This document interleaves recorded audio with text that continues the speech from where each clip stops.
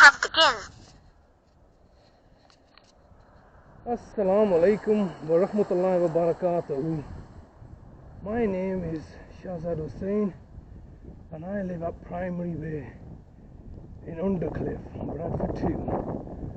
And today is the 6th of October 2023 and the time is around about 5:30.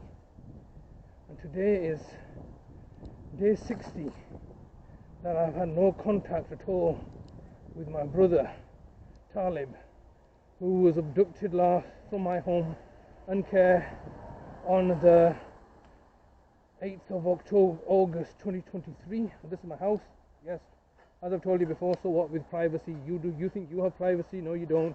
Nobody. Privacy is an illusion for the delusional.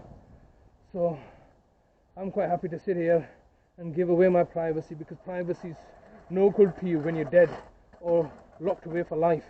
And that's what they're trying to do to me. So, privacy, you can take my privacy and shove it where the sun doesn't shine, because this is what the pretense that they give you, that, oh look, we're all independent and we're looking to protect your privacy. It's for your benefit that we're doing everything. And when the reality is that they're simply looking to fool you, and it's always to do with money. Anything that in this world, you must first look at it. Well, what is the financial incentive? What is the financial motive for some actions? Today is not a very good day. It's raining, but I'm really on edge today. I'm really upset and slightly distressed, because I've got court proceedings on Monday. Effectively, they're looking to kick me out of this house, make me homeless once again, and that's hence why they've kidnapped my brother Talib, because whilst I was caring for Talib and Talib was in my care, they couldn't remove us from this house. So hence why they've kidnapped him now and removed him from the premises. And I'm now having to take on legal proceedings or court proceedings, and this is what they've been doing to me. The reason that what they've been doing to me and attacking me is by instigating court proceedings. And these court proceedings first started, I believe, in 2012.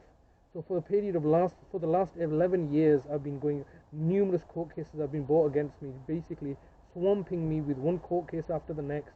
Usually, what they do is they usually run two court cases in parallel, and that's a strategy that they employ. Run two court cases in parallel, and then if one fails, the other one always succeeds. These are the kind of little dirty tactics that I've learnt from going through this process of being self-represented at these court proceedings.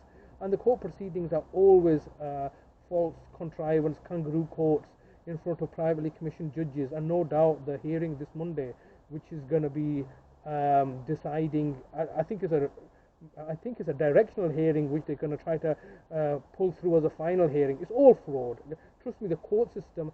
I mean, you people that are listening to my words are probably going to have this delusional understanding that there's some sort of justice being carried out in the court system. The courts are the most corrupt institutions there are. It's all about lies and deceptions and corruption. From my own personal experience, hence why I refuse to get legally represented, because I want to see the corruption and lies and deceptions firsthand. Because what they want to do is they want to create layers between each other, and then they can say, oh, I didn't know. And it's called compartmentalizing. So the judge whose services are privately commissioned off does not want to get caught out committing fraud. So what he does is there's a layer of barristers. So the barristers who are also get their services privately commissioned out. And then there's a layer of solicitors. And then there's you.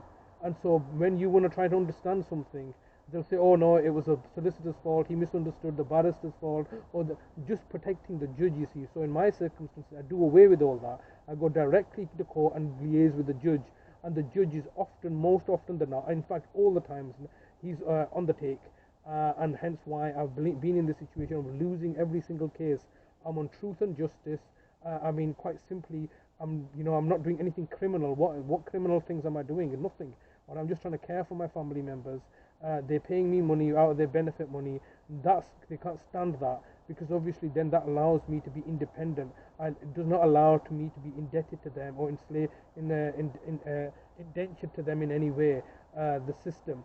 And that is a point of main contention. But I'm really stressed out now, because I've read some court paperwork today that states that the local authority, my brother, and they are, and as you know, as I've explained, they've been ringing him up every single day for the last I think a month and a half, just asking for a simple explanation of under what legal basis have you taken my brother.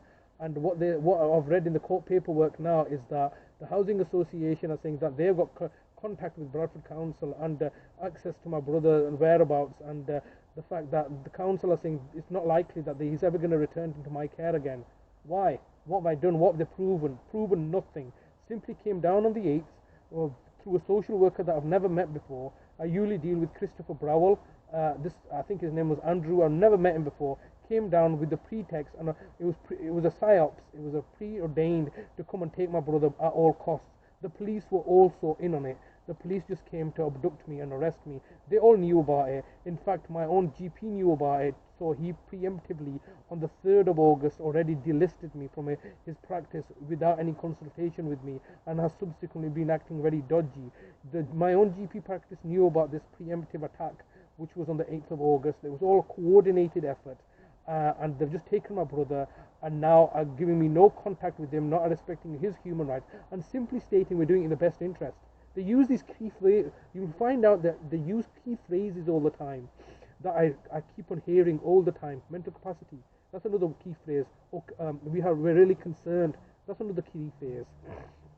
Our thoughts are with the family at this difficult time. That's a key phrase. They have loads of these little key phrases that they all understand what it means. It's like a nod and a wink to each other. But they have to use like a key phrase. And so this one of the key phrases that they use is, best interest. So we're doing it for your benefit. We're going to come, kidnap you, hold you hostage at ransom, best interest for your benefit. Really?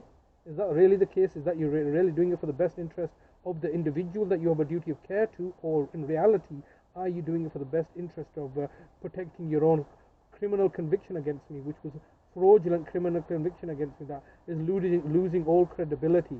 It's all for their own best interest, and they sell it off as for your best interest, and state that, we're just doing it for your best interest, when the reality is that this situation, obviously I'm very, very vexated at the fact that I'm now having to deal with a court process, solicitors and barristers who are using this legal ease, who cannot make a strong enough argument, who just do ad hominem attacks upon myself, telling him, Mr. Hussein's doing this, he's not doing this right, he's not, just attack after attack, not relying on any evidence, just smear campaigning in front of a judge who's looking to only listen to that, not looking to be impartial or look at the facts or the evidence, but simply looking to find any kind of just to acknowledge the smear campaign that they put against me. He's being aggressive, he's being threatening. None of this is true. None of it has any validity. They just say it. They just use these.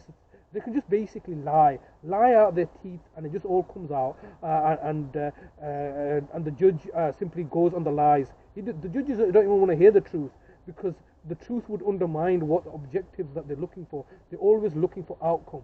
And now in this case, that's been going on for a couple of years regarding the housing association looking to make us homeless. They effectively lost this case because my brother, as long as my brother's with me, I'm protected. This house belongs to him. I'm providing him with care in a care home that I have told the local authority I'm charging £1 million. The care home itself is £350 million. All these things that you maybe find hysterical, the local authority have clearly taken very seriously, and now abducted my brother. I'm saying that it's very unlikely that he's going to ever come back into my care, or if I'm ever going to, if he's ever going to be returning to this house. This is absolutely just horrendous that they can just make stuff up out of the thin air and do as they please. And I am now having to fight both the local authority, the housing association solicitors. I'm having to fight the courts, the judges, the police, all of them conspiring together in order to achieve an outcome and an objective that are totally in their best interest, under the guise that they're acting in the best interest of my brother, who has human rights, who's clearly being, neglected, abused, and exploited right now. And there's nothing I can do about it, absolutely nothing. Let me just end it here. I'm just very distressed today, so let's just end it here. And, one last thing. I'm not suicidal, and I won't kill myself. If something like this happens, all right, it will be only as a result of the local authority trying to finish me off.